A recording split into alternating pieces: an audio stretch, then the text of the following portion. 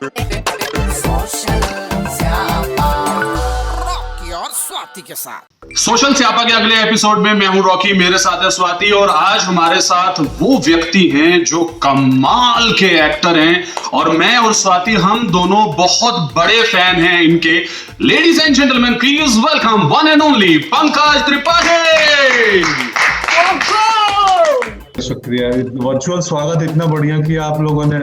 Big fan sir, very very big fan. तो ऐसा है पंकज जी, बहुत सारी बातें करनी है, मतलब गोपालगंज की, डिस्ट्रिक्ट की, कॉलेज की, पॉलिटिक्स की, एनएसडी की, आपके मंडी हाउस की। मतलब शुरुआत करते हैं गांव के नाटक से, जहां से शायद ये पूरा का पूरा जो सिलसिला है, ये जो चक्कर है जीवन का आपका शुरू हुआ है। तो पीछे देखते हैं अब मुड़कर जब, तो कैसी फीलिंग आती है? फीलिंग ऐसी आती है कि मेरी जर्नी इस उम्मीद को और कायम करती है कि दुनिया उतनी बुरी नहीं है जितनी बुरी हम मानते हैं या हमें लगता है। सो ये मेरी जर्नी से मुझे एहसास होता है। और मेरी जर्नी तो सिर्फ एक्टर बनने के लिए है, बट बहुत सारे हिंदुस्तान के नौजवानों के लिए एक उम्मीद और होप की जर्नी है कि उनका उम्मीद बरकरार रह सकता है। पंकज जी, अब तो आप सोशल मीडिया पर भी आ गए और ये सोशल मीडिया बड़ी अलग सी चीज है। मतलब आप सोशल मीडिया पर अब आ गए हैं, तो आप खुद हैंडल कर रहे हैं अपना अकाउंट या कोई और हैंडल कर रहा है? नहीं, एक लड़का है वो करता है और मैं भी देखता हूँ, मैं भी एडमिन हूँ उसका। ओके। सेंसिबल है मेरी तरह ही और हम दोनों मिलते हैं। मैं भी कभी कभी जाता हूँ, मुझे मालूम है कि वो मीडिया है ना, वो कई बार मुझे लगता है कि जैसे ये वो समंदर है ना, कि जैसे आप हर किसी को समझ नहीं सकते, जो लोग आपसे मिलते हैं जिंदगी में, वैसे ही आप हर किसी को समझा नहीं सकते। तो ये है सोशल मीडिया प्लेटफॉर्म का एक मुझे जो रियलाइज हुआ इन दिनों मूल मंत्र कि अब आप लिखोगे ना ये बात, तो कोई आके बोलेगा अच्छा मतलब ये आपका कहने का मतलब ये है, तो आपने भी नहीं सोचा होगा कि आपकी कही हुई बात का कोई और कैसा मीनिंग निकाल लेगा।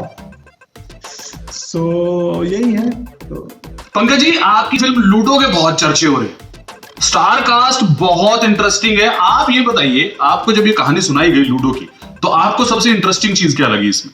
अनुराग बसु दादा जो डायरेक्टर हैं इसके, क्या बात है।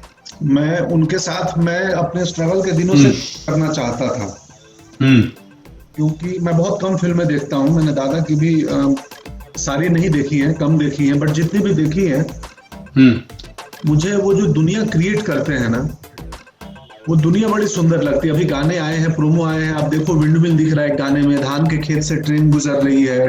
जी जी जी। बहुत ही खूबसूरत रिवर का शॉट है, एक ट्रेन पे कोई बंदा चल रहा है। तो दादा जो विजुअल क्रिएट करते हैं, जो दुनिया बनाते हैं ना, वो दुनिया हमारे इतने आसपास की होती है, इतने करीब की होती है कि और जो जिस दुनिया से हम धीरे धीरे कटते जा रहे हैं।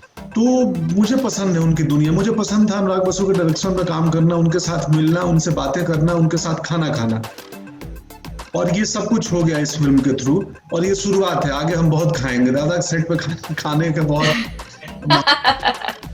और मैं भी खाना भोजन प्रेमी आदमी हूँ, तो मुझे मैं एक्टिंग करता ही इसलिए हूँ कि फ्री में खाना, फ्री में घूमना मिलता है प्रोड्यूसर के पैसे से। so sweet. लेकिन अभी अब आपके साथ एक रैपिड फायर वाला राउंड खेलने की टाइम आ गया है। आपकी लेटेस्ट पसंदीदा मूवी कौन सी है जो आपने देखी हो? एक किताब है 12th फेल नाम की, जो 2 हफ्ते पहले पढ़ा हूँ। एक किताब, एक राइटर है प्रवीण कुमार, अनुराग पाठक का 12th फेल, और प्रवीण की किताब है Chillax. Okay, so we got a book instead of a movie. बढ़िया है, तो डबल धमाका हो गया है। नेक्स्ट, पटना, गोपालगंज, दिल्ली, इनमें से कोई एक चुनना हो तो कौन सा शहर चुनेंगे? मेरा गांव बेलसण, गोपालगंज। एनएसडी का हॉस्टल या कुकिंग एट होटल? एनएसडी का हॉस्टल। और अब जब एनएसडी की बात निकली है, तो जरा बात कर लेते हैं सर आपकी लव स्टोरी की।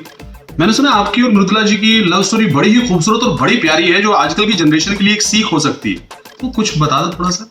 नहीं, कुछ नहीं है, साधारण सी प्रेम कहानी थी। क्योंकि उस समय मोबाइल, सोशल मीडिया, इंटरनेट ये सब नहीं, तो हमारी लैंडलाइन से बातें हो जाती थी, वो भी कम होती थी, चिट्ठियां हो जाती थी, आना जाना। तो मैं 1920 का आदमी हूँ, 220 में जी रहा हूँ।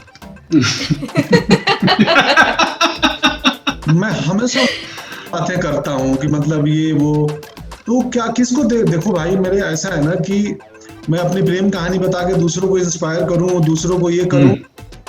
जिसको जो जैसे जीवन जीना है ना, या जो जहाँ जिस हाल में है उसके पीछे सबसे पहले मुझे लगता है वो खुद जिम्मेदार है। एक किस्सा सुनेंगे हम। कोई दोस्त है जिनकी चप्पल आपने रखी थी, वो क्या था? मतलब किस्सा है आपका और मनोज जी का मेरे ख्याल से। दोस्त नहीं है, वो मेरे सीनियर हैं और मैं प्रेरणा स्रोत हैं। तो यही, अब आपने प्रेम की बात कर रहे थे ना, कि यही हमारे लिए वो रिस्पेक्ट है कि हम कभी भी मनोज भैया को, संजय भैया को मैं दोस्त नहीं बोल सकता हूँ। मेरे बड़े भाई हैं, सीनियर हैं, और मुझे इंस्पायर किया उन लोगों ने। इरफान साहब थे, इरफान खान। तो कुछ नहीं, वो होटल में आए थे, मैं वहाँ नौकरी करता था और उनका स्लीपर छूट गया था। टिपिंग वालों ने जमा कर दिया था, तो मैं बोला यार मुझे दे दो, मैं पहन लूंगा। तो क्या पता, मतलब होता है ना कि खड़ा हूं मैं पैर डाल, उनके शू में डालना, उनके चप्पल में पैर डालना। सो बट वो एक सिंबॉलिक चीज है, को थोड़ा हंसा सकती है या नॉस्टैल्जिया दे सकती है। बट इसका अगर आप एक अर्थ ढूंढने जाओ तो एक बंदा इतना डिस्परेट है, इतना खोज रहा है क्राफ्ट को, कि यार ये बंदा जो एक्टिंग करता है, मनोज भैया, कि मैं क्या करूं कि उस चीज को अचीव कर पाऊं, उसके आसपास की मैं क्या करूं कि मेरा किया हुआ काम अलग हो। आप आरजे हो, आप लोगों का एक फॉर्मेट है कि बड़ी जल्दी जल्दी और बहुत लच्छेदार और बहुत घुमावदार बातें करते हो।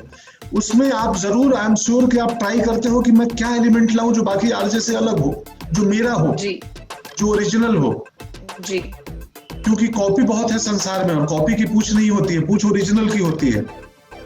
Very true. तो वो मनोज भैया के चप्पल के थ्रू मैं अपनी ओरिजिनलिटी खोज रहा था कि मेरी मौलिकता क्या है, मेरा ओरिजिनलिटी क्या है।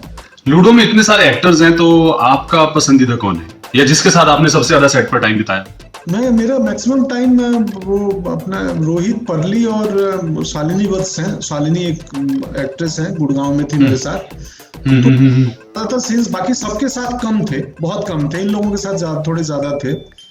और इश्तियाक है मेरा बैचमेट, एक भानु है, भानु उदय, जो मुझे मुंबई लाया था, वो भी है। तो उसके साथ मैं बहुत दिनों बाद मिला था। तो जैसे कट हो तो मैं भानु को लेके जाके कुर्सी कोने में हम दोनों बैठ जाएं। मुंबई की एक स्टोरी भी है बड़ी प्यारी सी। हमने सुना है कि आप जब जहां ऑडिशन देकर आते थे, एक जमाने में आपको यही सुनने को मिलता था, अनफिट। एड में, ज्यादातर एड के इंटरव्यू, वो है ना रामनगर में, श्रीजी में, वहां तो एक दरवाजा खुलता था, बहुत लोग होते थे ना दरवाजे के बाहर, 10, 12, 15 लड़के खड़े हैं, एक्टर खड़े हैं। तो अब तो उसमें से कई बहुत बड़े बड़े नाम हैं। तो आपने बीइंग इजी बोली ना, तो जिंदगी में एक्टर जो है ना, वो चाहता है जिंदगी इजी हो और रोल मुश्किल हो। क्या बात है, क्या बात है, क्या बात है। That's lovely. क्या बात, that's lovely. 9 3.5 बजाते रहो।